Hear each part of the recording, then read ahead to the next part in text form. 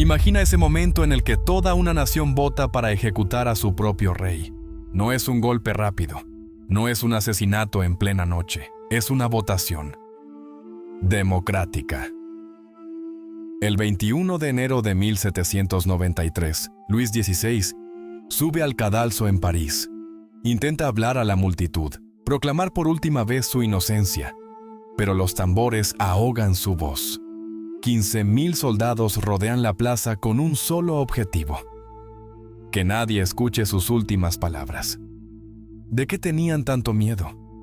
¿Qué podía decir un rey moribundo que los pusiera en peligro? La Revolución Francesa no fue solo la ejecución de un rey. Fueron 10 años de caos, idealismo y matanza que reescribieron por completo las reglas de la sociedad humana. Reyes habían muerto antes, pero esto era distinto. Era una nación que de forma deliberada, metódica y democrática, votaba la muerte de su propio soberano.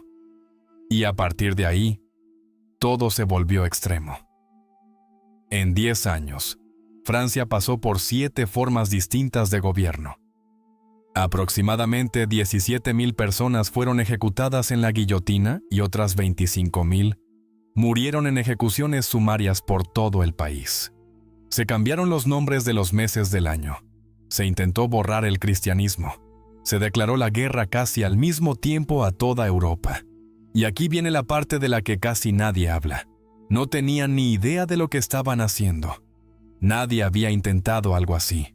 No existía un manual para desmontar una monarquía de 1000 años y construir algo nuevo sobre sus ruinas. Iban improvisando sobre la marcha. Y los errores que cometieron resonarían durante los 2 siglos siguientes de historia humana. Empecemos con una cifra que lo explica todo: 50%. Para 1788, la mitad de todos los impuestos que recaudaba el Estado francés se destinaba únicamente a pagar los intereses de la deuda. No a amortizarla, solo a pagar intereses. Francia era, en la práctica, un país que vivía con tarjetas de crédito al límite, y la factura estaba a punto de vencerse. ¿Cómo llegaron hasta ahí? 2 guerras catastróficamente caras. La Guerra de los 7 Años, en la década de 1750 a 1760, vació el tesoro. Luego Francia decidió financiar la Revolución estadounidense en los años 1770 a 1780, enviando tropas, barcos y montones de oro para ayudar a los colonos a derrotar a Gran Bretaña. Francia financió en gran medida la independencia de Estados Unidos, algo profundamente irónico, dado lo que estaba a punto de ocurrir en París. Pero la deuda, por sí sola, no causó la revolución. Lo que volvió explosiva la crisis financiera fue la forma en que se repartía la carga. La sociedad francesa estaba dividida en 3 estamentos. El primero, el clero, unos 100,000 hombres. El segundo, la nobleza, alrededor de 400,000. El tercero, literalmente todo el resto, unos 27 millones de personas. El 97% de la población. ¿Y quién pagaba casi todos los impuestos? El clero y la nobleza disfrutaban de extensas exenciones. Poseían aproximadamente el 30% de las tierras de Francia, pero aportaban casi nada al tesoro real. La iglesia cobraba sus propios diezmos. Los nobles pagaban cantidades simbólicas, si es que pagaban algo. Mientras tanto, campesinos y burgueses eran aplastados bajo una maraña de impuestos directos, impuestos indirectos, cargas feudales y obligaciones religiosas. Un campesino podía perder la mitad de su cosecha antes de poder alimentar a sus hijos. No era solo injusto, era un sistema diseñado para garantizar que quienes más riqueza tenían nunca tuvieran que resolver los problemas financieros del país. Ahora, añade una crisis humanitaria encima de esa injusticia estructural. Las cosechas de 1787 y 1788 fueron un desastre. Granizadas, sequía y un invierno extraordinariamente duro arrasaron los cultivos en toda Francia. El precio del pan se duplicó en París. Para las familias obreras, que ya gastaban el 80% de sus ingresos en comida, no fue una molestia. fue la diferencia entre comer y pasar hambre. A comienzos de 1789 había un gobierno en bancarrota, un sistema fiscal hecho a medida de los ricos, campesinos hambrientos sin nada que perder y una aristocracia que se negaba a ceder un solo privilegio. La mecha estaba encendida. Solo faltaba una chispa. Desesperado por conseguir dinero, Luis XVI hizo algo que ningún rey francés había hecho en 175 años. Convocó a los Estados Generales, una asamblea representativa de los tres estamentos, para reunirse en Versalles en mayo de 1789. Durante 6 semanas, todo quedó bloqueado por una cuestión de procedimiento. No se decidió nada. Francia seguía deslizándose hacia la bancarrota mientras hombres empolvados discutían sobre reglas de voto. La gente pasaba hambre y los estados generales debatían sobre formalidades. Entonces el tercer estado hizo algo impensable un año antes. El 17 de junio de 1789 se proclamó Asamblea Nacional, ya no como representantes de un orden entre tres, sino como representantes de toda la nación francesa. Invitaron al clero y a la nobleza a unirse, pero dejaron claro que seguirían adelante sin ellos. En esencia, afirmaron que ellos eran Francia. El rey y los nobles tendrían que aceptar esa realidad o volverse irrelevantes. Luis XVI respondió cerrándoles la sala de reuniones. La mañana del 20 de junio de 1789, los diputados del tercer estado llegaron a su lugar habitual y encontraron las puertas bloqueadas. Había guardias reales fuera.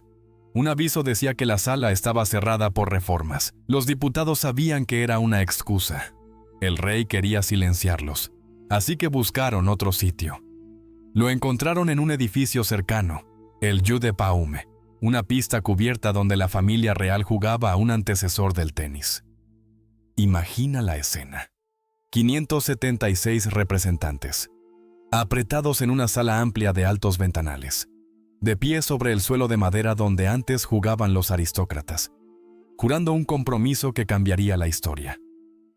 Prometieron no separarse y reunirse donde hiciera falta hasta que la constitución del reino estuviera establecida. En otras palabras, no nos vamos. Si nos cerráis una sala, nos reuniremos en otra. Si intentáis disolvernos, nos volveremos a reunir. No pararemos hasta que Francia tenga una constitución. El 14 de julio de 1789, una multitud parisina decidió que necesitaba armas y pólvora para defenderse de lo que el rey pudiera estar planeando. Ya había saqueado un arsenal y conseguido mosquetes, pero un mosquete sin pólvora no sirve. La pólvora estaba guardada en una fortaleza medieval en el este de la ciudad, la Bastilla. La Bastilla, en términos prácticos, era un objetivo pobre. Una fortaleza enorme, sí, con 8 torres y muros gruesos, pero que en 1789 albergaba solo a 7 presos, 4 falsificadores, 2 hombres considerados locos y un aristócrata encerrado a petición de su familia por comportamiento escandaloso. No era un calabozo lleno de mártires políticos, pero la Bastilla tenía cañones, tenía pólvora, y se alzaba sobre un barrio obrero como símbolo del poder real y del encierro arbitrario. Unos 950 parisinos rodearon la fortaleza exigiendo al gobernador que les entregase las armas y la pólvora. El gobernador, Bernard René de Launay, intentó negociar. Estaba en clara inferioridad numérica, pero en una posición defensiva sólida. El enfrentamiento duró horas, hasta que sonaron disparos. Nadie sabe con certeza quién disparó primero. Quizás los defensores, creyendo que la multitud atacaba. Quizás la multitud, convencida de haber sido traicionada. En cualquier caso, empezó el combate. El asedio duró unas 4 horas. Los atacantes perdieron alrededor de 100 hombres. Solo un defensor murió durante la lucha, pero la multitud consiguió arrastrar cañones hasta allí. De Launay, temiendo que masacraran a toda su guarnición, se rindió. Lo que ocurrió después dejó a Europa boquiabierta. La multitud no aceptó una capitulación digna. Sacaron a de Launay de la fortaleza, Alguien lo apuñaló repetidas veces. Le cerraron la cabeza, no con una espada, sino con un simple cuchillo, y la clavaron en una pica para pasearla por las calles de París. La revolución se extendió más rápido de lo que nadie podía controlar. En las semanas que siguieron a la caída de la Bastilla, algo conocido como el Gran Miedo barrió el campo francés. Todo empezó con rumores, historias sobre un complot aristocrático, bandidos pagados por los nobles para quemar cosechas y castigar a los campesinos por lo ocurrido en la capital. La mayoría de esos rumores eran falsos. Pero en el verano de 1789, los campesinos no tenían forma de verificar nada. Solo sabían que algo enorme había pasado en París y temían la represalia. Así que se armaron y luego atacaron. Entre finales de julio y principios de agosto, los campesinos se levantaron contra sus señores en toda Francia. Asaltaron mansiones, saquearon bodegas. Pero lo más importante fue su objetivo principal: las salas de archivos, donde se guardaban los registros feudales. Durante siglos, esos documentos habían sido la base legal de su opresión, detallando los tributos, las corveas, las obligaciones hacia el señor. Los campesinos entendieron que, si destruían esos papeles, destruían la prueba de sus cargas. Por toda Francia, siglos de opresión escrita ardieron en cuestión de días. La asamblea, viendo cómo ardía el campo, comprendió que debía adelantarse a los acontecimientos o ser arrasada por ellos. En la noche del 4 de agosto de 1789, celebró una sesión extraordinaria. Lo que ocurrió allí sería recordado como la noche de los sacrificios o la noche del delirio patriótico. Todo empezó con un noble liberal, el vizconde de Noailles, que propuso abolir los privilegios feudales. Otro noble lo apoyó, luego otro, y de pronto los diputados parecían competir para renunciar a sus propios privilegios. Uno tras otro, nobles se levantaron para ceder derechos de caza, diezmos, rentas señoriales, exenciones fiscales, prerrogativas judiciales, incluso el derecho a mantener palomares cuyos pájaros arruinaban las cosechas de los campesinos. Algunos eran sinceros creyentes en la igualdad, otros veían sus propiedades en llamas y decidían rendir con elegancia lo que de hecho ya habían perdido. Muchos simplemente se dejaron arrastrar por la emoción del momento. Al amanecer del 5 de agosto, el feudalismo quedaba formalmente abolido en Francia. Un sistema que había estructurado la sociedad francesa durante un milenio se vino abajo en una sola noche, no a través de la guerra, sino mediante una votación. 3 semanas más tarde, el 26 de agosto, la Asamblea aprobó un texto destinado a resonar en todas las revoluciones posteriores: la Declaración de los Derechos del Hombre y del Ciudadano. Los hombres nacen y permanecen libres e iguales en derechos. Libertad, propiedad, seguridad, resistencia a la opresión. Declaradas como derechos naturales e imprescriptibles, no como favores concedidos por un rey. La declaración era incompleta, no decía nada sobre los derechos de las mujeres, y coexistiría con la esclavitud en las colonias. Pero como declaración de principios, era revolucionaria. Por primera vez, una gran potencia europea afirmaba por escrito que los seres humanos poseen derechos inherentes que ningún gobierno puede violar legítimamente. Pero las declaraciones no llenan estómagos vacíos. Y pese a las transformaciones políticas del verano de 1789, el pan seguía siendo escaso y caro en París. La mañana del 5 de octubre, las mujeres que trabajaban en los mercados centrales empezaron a reunirse, furiosas por el precio del grano. No eran revolucionarias de ideología, eran mujeres trabajadoras que ya no podían alimentar a sus familias. Su número creció. Cientos se convirtieron en miles. Alguien propuso marchar a Versalles y obligar al rey a escuchar su sufrimiento cara a cara. Imagina esa marcha, entre 7,000 y 10,000 personas, en su mayoría mujeres, pero también hombres que se unieron por el camino, avanzando casi 20 kilómetros bajo la lluvia otoñal hacia el Palacio Real. Muchas iban armadas con picas, mosquetes e incluso cañones arrastrados desde la ciudad. Iban empapadas, rabiosas, decididas. Llegaron a Versalles al anochecer y cercaron el palacio. Una delegación de mujeres fue admitida para presentar sus quejas al rey. Luis, aparentemente conmovido, prometió enviar grano a París. La multitud esperó. La noche se volvió tensa. Hacia las 6 de la mañana del 6 de octubre, un grupo armado encontró una puerta sin cerrar y entró en el palacio.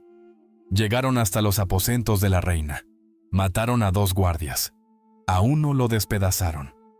María Antonieta logró escapar por un pasadizo secreto hasta la habitación del rey. Lafayette logró recuperar algo de control y evitar una matanza total. Pero había una exigencia que la multitud no pensaba abandonar. La familia real debía regresar con ellos a París. Luis accedió. No tenía opción. Esa tarde empezó la procesión de vuelta. El rey, la reina y sus hijos fueron escoltados hasta la capital, rodeados por la multitud triunfante. Mujeres marchaban junto al carruaje con picas coronadas con panes. Otras llevaban las cabezas de los guardias muertos clavadas en palos. La familia real viviría a partir de entonces en el Palacio de las Tullerías, en el centro de París. Nunca volvería a Versalles. El rey de Francia era, de facto, prisionero de su propio pueblo. Durante los 2 años siguientes, la Asamblea, convertida ya en Asamblea Constituyente, intentó algo sin precedentes: diseñar desde cero un gobierno constitucional para una gran potencia europea.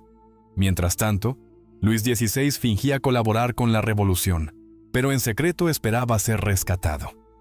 Firmaba los decretos, aceptaba el título de Rey de los franceses en lugar de Rey de Francia, lo cual implicaba que su autoridad venía del pueblo y no de un derecho sagrado. Sonreía, saludaba, aparentaba, pero Luis estaba hundido. Como católico devoto, había tenido que firmar leyes que atacaban a la Iglesia. Como rey, había perdido casi todo poder real. Como marido, veía a su esposa vilipendiada en panfletos obscenos que la llamaban ramera y traidora. Como padre, temía por la seguridad de sus hijos en una ciudad que ya había paseado cabezas en picas. La noche del 20 al 21 de junio de 1791, la familia real intentó escapar. El plan era elaborado. Luis, María Antonieta y sus hijos salieron de las Tullerías disfrazados de criados. Una carroza especialmente construida los esperaba para cruzar Francia. Su destino, la ciudad fortificada de Montmedy, cerca de la frontera. Allí les aguardaban tropas leales. Desde una posición de fuerza, Luis podría negociar con los revolucionarios o incluso invitar a las fuerzas austriacas a restaurar el orden. Casi lo consiguieron. La carroza recorrió más de 150 millas, pero el plan dependía de una cadena de relevos bien coordinados, con caballos y escoltas listos en cada punto. Los retrasos se acumularon. Las tropas que debían protegerlos esperaron horas sin instrucciones claras y luego se dispersaron. En el pequeño pueblo de Varennes, todo se vino abajo. El maestro de correos, un hombre llamado Drouet, creyó reconocer el perfil del rey por las monedas. La carroza fue detenida. La identidad de Luis se confirmó. La asamblea envió comisionados para escoltar a la familia de regreso a París. Hicieron el mismo camino, pero a la inversa, bajo vigilancia y seguidos por multitudes que acudían de todos lados para ver pasar al rey capturado. El viaje duró 4 días. La fuga de Varennes cambió la revolución. Antes, era posible creer que Luis era un monarca bien intencionado pero débil, que aceptaba sinceramente un régimen constitucional. Ahora, todos conocían la verdad. Había estado fingiendo, despreciaba la revolución. Si podía, se aliaría con potencias extranjeras para aplastarla. Por primera vez, la idea de abolir la monarquía y establecer una república salió de los márgenes radicales y entró en el debate general. El rey se había revelado como enemigo. ¿Por qué conservar un rey? El 20 de abril de 1792, Francia declaró la guerra a Austria. Fue un desastre desde el principio. El ejército francés que marchó a la guerra era una sombra de lo que había sido. La agitación revolucionaria había vaciado el cuerpo de oficiales. La mayoría eran nobles, y la mayoría había huido o era sospechosa. Los soldados que quedaban desconfiaban de sus mandos. Las primeras campañas resultaron vergonzosas. Para el verano de 1792, Prusia se había unido a Austria.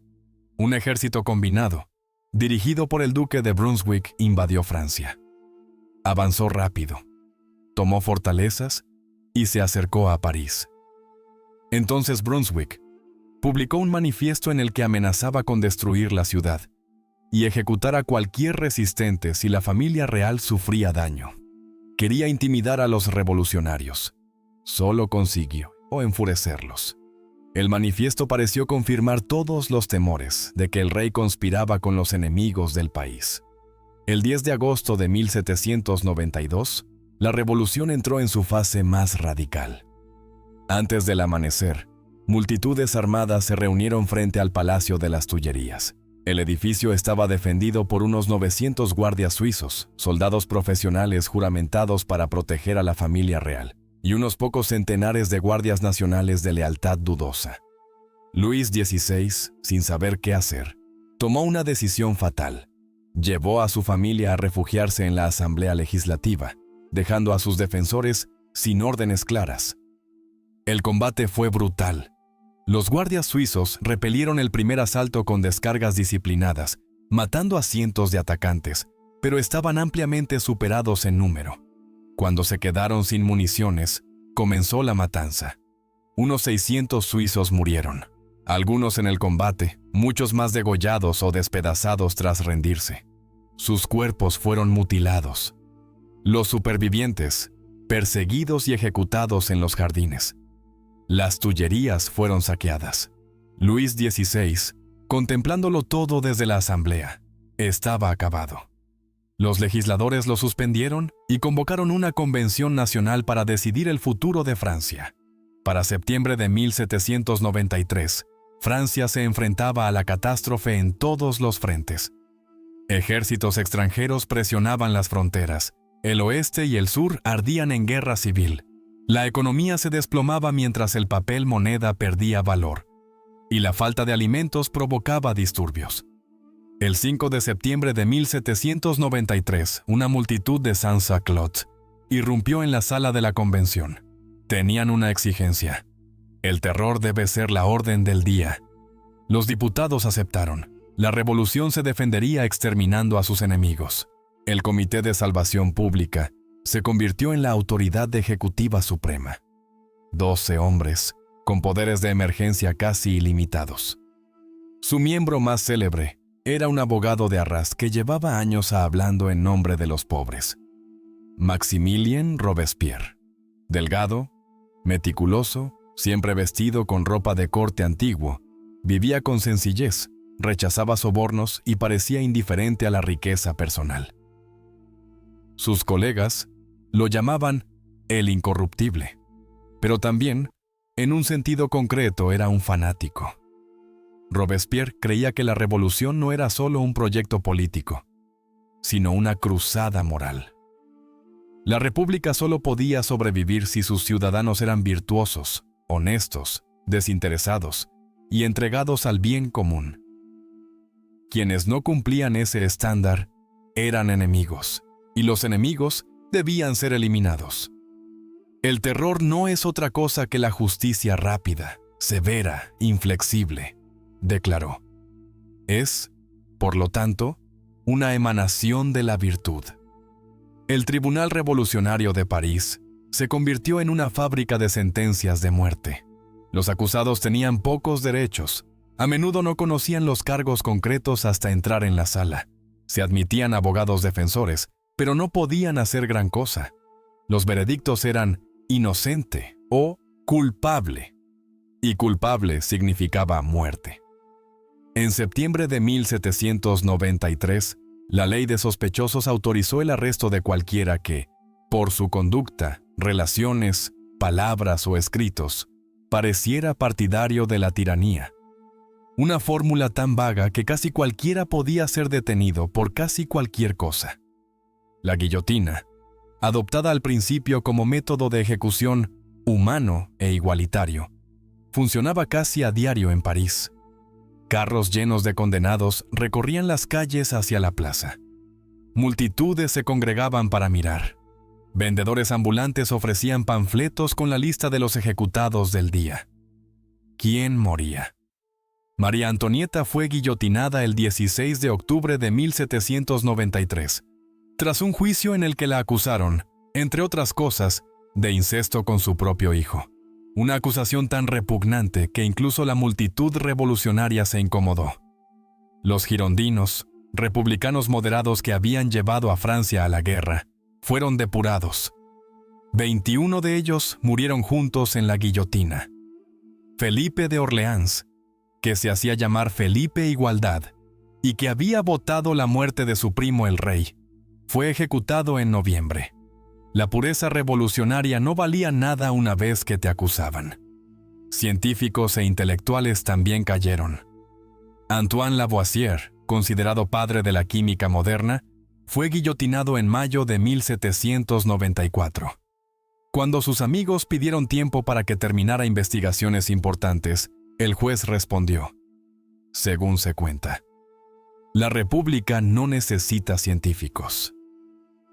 En provincias, la matanza fue muchas veces aún peor. En Nantes, el representante Carrier supervisó ejecuciones masivas a tal escala que la guillotina resultó insuficiente.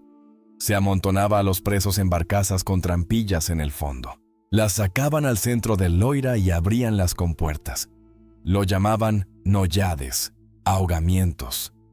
A hombres y mujeres se les ataba desnudos por parejas, a veces un sacerdote y una muchacha, en lo que cínicamente llamaban matrimonios republicanos, y se les hundía bajo el agua. Las estimaciones hablan de entre 1,800 y 4,000 víctimas solo allí.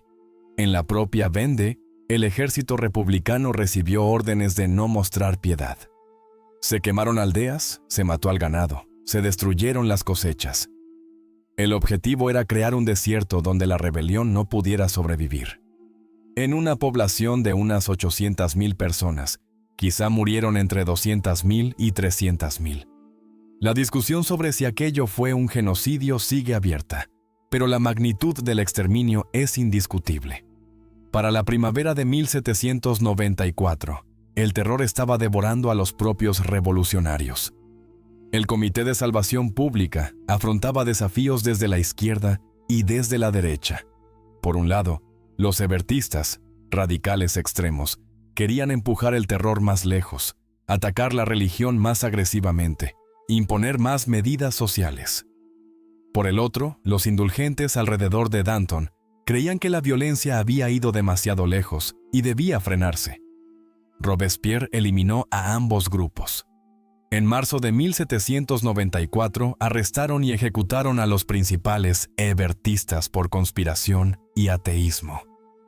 2 semanas después, detuvieron a Danton y a sus aliados por corrupción y supuesta traición. En el juicio, Danton se defendió con tanta elocuencia que el tribunal cambió las reglas a mitad de proceso para prohibir a los acusados hablar. El 5 de abril de 1794, Danton fue guillotinado. En el cadalso, según la tradición, dijo al verdugo, «No olvides mostrar mi cabeza al pueblo, lo vale». Al mismo tiempo, Robespierre intentó instaurar una nueva religión cívica. Despreciaba tanto el catolicismo tradicional como el ateísmo agresivo de quienes habían transformado Notre Dame en un templo de la razón. Creía en un ser supremo que garantizaba la moral y la inmortalidad del alma. Sin una fe de ese tipo, pensaba, el orden social se derrumbaría. El 8 de junio de 1794 se celebró en París la fiesta del Ser Supremo. Fue una ceremonia inmensa, con montañas artificiales, procesiones y símbolos alegóricos. En el momento culminante se quemó una estatua que representaba el ateísmo, y de sus cenizas surgió otra que simbolizaba la sabiduría. Robespierre, vestido con un abrigo azul claro, sosteniendo flores y espigas de trigo. Parecía un profeta. Era espectacular, era extraño, y asustó a muchos diputados. ¿Se estaba elevando a sí mismo como una especie de sumo sacerdote de la revolución? ¿Se veía como el único hombre capaz de guiar a Francia hacia la virtud? Los diputados que habían sobrevivido a las purgas se miraron entre sí y se preguntaron: ¿seremos los próximos? A finales de julio de 1794, el miedo era la emoción dominante en la convención. Nadie estaba seguro. Representantes que habían servido fielmente durante años eran arrestados de un día para otro. La categoría de enemigo se expandía sin cesar. El 26 de julio, Robespierre pronunció un discurso hablando de conspiraciones contra él, de traidores no nombrados dentro de la convención que debían ser castigados. No dijo quiénes eran. Cada diputado tuvo que preguntarse si su nombre estaba en esa lista. Decidieron adelantarse. El 27 de julio de 1794, 9 de Termidor según el calendario revolucionario, Robespierre se levantó para hablar en la convención. Antes de que pudiera empezar, varios diputados comenzaron a gritar: ¡abajo el tirano! Alguien propuso su arresto. Sus aliados intentaron defenderlo, pero fueron silenciados. La convención votó detener a Robespierre y a sus colaboradores más cercanos. La Comuna de París, todavía controlada por sus partidarios, lo liberó y lo llevó al ayuntamiento. Pero cuando enviaron mensajeros a los barrios para pedir apoyo, casi nadie se movió. Los sans-culottes, que habían sido la fuerza de choque de la revolución, se quedaron en casa. Tropas leales a la convención rodearon el edificio. En el caos, Robespierre recibió un tiro que le destrozó la mandíbula, disparado por un gendarme o por él mismo, en un intento fallido de suicidio. El 28 de julio de 1794, Maximilien Robespierre fue guillotinado sin juicio, junto con 21 de sus seguidores. El terror había terminado. Había devorado incluso al hombre que mejor lo simbolizaba. La reacción de Termidor, llamada así por el mes de su caída, desmontó poco a poco la maquinaria del terror. Se desmantelaron tribunales, se recortaron los poderes del comité, se liberó a numerosos presos políticos. Pero la crisis de fondo no desapareció por arte de magia. El invierno de 1794 a 1795 fue uno de los más fríos del siglo XVIII. El Sena se congeló. La producción de alimentos se hundió. Sin los controles de precios del periodo del terror, el pan se volvió prohibitivo. La gente murió de hambre en las calles de París. La Constitución de 1795 estableció una nueva forma de gobierno: el directorio. El poder ejecutivo se repartía entre 5 directores. El legislativo se dividía en 2 cámaras. El sistema estaba diseñado para impedir tanto el regreso de la monarquía como una nueva dictadura popular. Sobre el papel sonaba equilibrado. En la práctica se convirtió en un régimen inestable, sacudido por crisis financieras, conspiraciones y golpes de fuerza. Lo que mantenía al directorio a flote eran las victorias militares. Los ejércitos franceses avanzaban en varias fronteras. Un joven general destacaba por encima de todos: Napoleón Bonaparte. En Italia derrotó a Austria. Firmó tratados humillantes para el enemigo y se hizo inmensamente famoso. A los 28 años, era ya el hombre más célebre de Francia. Para el otoño de 1799, casi nadie confiaba en que el directorio sobreviviera. Los reveses bélicos, la miseria económica y el descrédito político lo hacían tambalearse. La única incógnita era quién ocuparía el vacío. La respuesta llegó los días 9 y 10 de noviembre de 1799, 18 de Brumario, según el calendario revolucionario. Napoleón y un grupo de conspiradores, incluido el veterano revolucionario Sieyès, ejecutaron un golpe de Estado. Bajo la excusa de impedir un supuesto complot jacobino, Desplazaron a los consejos legislativos fuera de París, los rodearon con tropas y expulsaron a los diputados recalcitrantes. El hermano de Napoleón, Luciano, presidente del Consejo de los 500, ayudó a darle una apariencia de legalidad. El directorio fue abolido. En su lugar se estableció el consulado, con Napoleón como primer cónsul. En teoría seguía siendo una república. En la práctica, era una dictadura personal. 5 años después, Napoleón se coronaría emperador. La revolución que había derrocado a un rey acabó produciendo un emperador. La revolución que proclamó libertad, igualdad y fraternidad abrió la puerta a casi 2 décadas de guerras casi ininterrumpidas en Europa. Entonces, ¿qué consiguió realmente esa década de convulsiones? El feudalismo fue destruido para siempre. Los privilegios legales de nacimiento fueron abolidos. El principio de que los gobiernos obtienen su autoridad del pueblo y no de un derecho divino se volvió imposible de olvidar. La Declaración de los Derechos del Hombre y del Ciudadano dejó frases que resonarían en todas las revoluciones y constituciones posteriores. Incluso cuando los revolucionarios traicionaban sus propios principios, esos principios seguían escritos. Las ideas de libertad, igualdad y fraternidad, una vez pronunciadas, ya no podían borrarse del todo. Los monarcas de Europa vieron con sus propios ojos lo que podía suceder cuando un pueblo empezaba a creer que tenía derecho a gobernarse a sí mismo. Pero el precio fue escalofriante. Decenas de miles de ejecutados, cientos de miles de muertos en guerras civiles y conflictos extranjeros, millones de vidas destrozadas por la violencia, el exilio y el colapso económico, y unos ideales elevados traicionados una y otra vez por quienes los proclamaban. La libertad condujo al terror. La igualdad trajo nuevas jerarquías. La fraternidad desembocó en guerra fratricida. Los que asaltaron la Bastilla nunca imaginaron las ahogadas de Nantes. Los que juraron en la sala del Jeu de Paume no podían prever la coronación de Napoleón. Creyeron que estaban construyendo algo mejor. Muchos murieron por esa creencia. Muchos mataron en su nombre. Si el resultado mereció la pena, no es una pregunta que la historia pueda responder de forma definitiva. Es una pregunta con la que cada generación tiene que luchar por sí misma.